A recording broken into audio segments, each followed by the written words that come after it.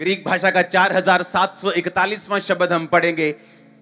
Establish का मतलब, स्थिर का मतलब स्टेरिजो, जिसका मतलब है to turn resolutely in a certain direction, established, strengthened. Resolutely का मतलब होता है, जैसे ये साइंटिस्ट यूज करते हैं, हमारा रेजोल्यूट जा रहा है, आ रहा है। हाँ? इसका मतलब होता है कि एक चीज का दृढ़ता पूर्वक एक दिशा में भागना। सुनो मेरी बात, आपको यहां से लेके अब वहां तक जाना है। ओके ओके, उठ उठ उठ जा, वहां जा।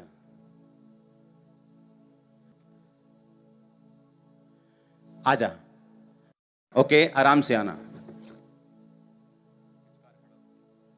अब ये बंदा, परमेश्वर ने इसको बुलाया और इसकी दौड़ है वहां से लेके वहां तक जाना।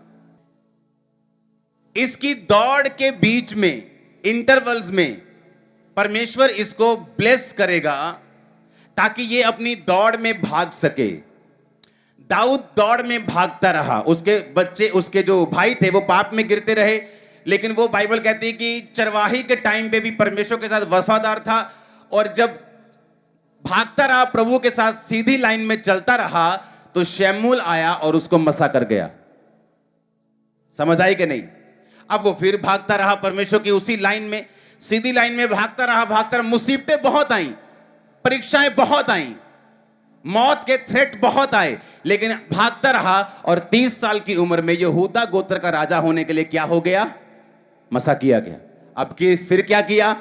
भागता रहा, फिर भागता रहा, फिर भागता रहा।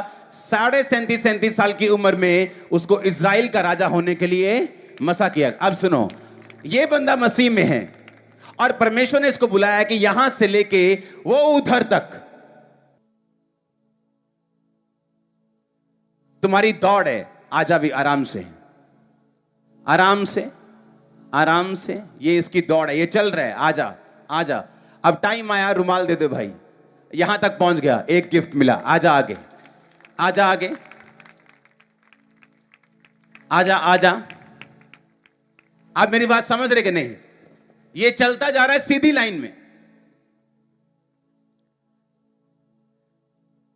अब लाइन एक इधर भी जाती है लेडीज की तरफ। अब इसकी मर्जी है कि सीधा भागना है कि इधर भागना है। आप मेरी बात समझ रहे कि नहीं? अब सुनो मेरी बात। क्यों पौलुस ने कहा, उसने ये स्टेरिजो वर्ड क्यों यूज किया, मैं आपको ये बता रहा हूं।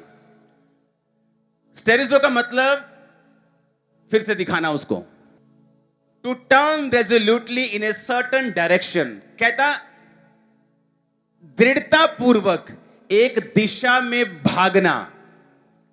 कहता मैं तुम्हें एक वरदान दूं जिससे तुम दृढ़ता पूर्वक एक दिशा की ओर भाग सको। क्यों? क्योंकि जब तुम एक ही दिशा जो प्रभु ने तुम्हारे लिए चुनी, तुम भागते जाओगे, तुम्हारी लाइफ सेम नहीं रहेगी।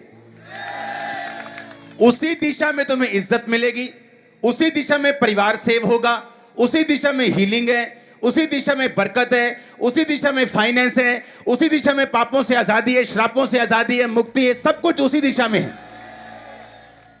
अब होता क्या है, जब कलीसिया के पास वरदानों की कमी होती और सिर्फ बातें कर करके वचन से वो थक जाते हैं, फिर जब वो सीधा चल रहे होते हैं इधर को मुड़ जाते हैं, क्योंकि वो वरदान की क्या है?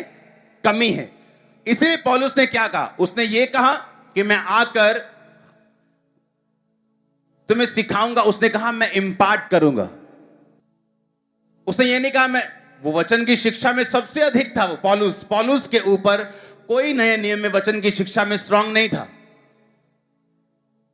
सबसे अधिक कलीसियाएं पौलुस ने स्थापित की। पूरा यूरोप, पूरा वो एरिया पौलुस ने प्रचार कर करके भर दिया था। एरिया में जगह नहीं थी जहां प्रचार नया कर सके, इतना प्रचार वो कर चुका था।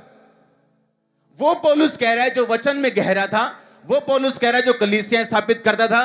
कहता मैं तुम्हारी लाइफ में कुछ इंपार्ट करूंगा ताकि तुम एक सर्टेन डायरेक्शन में दृढ़ता पूर्वक भाग सको।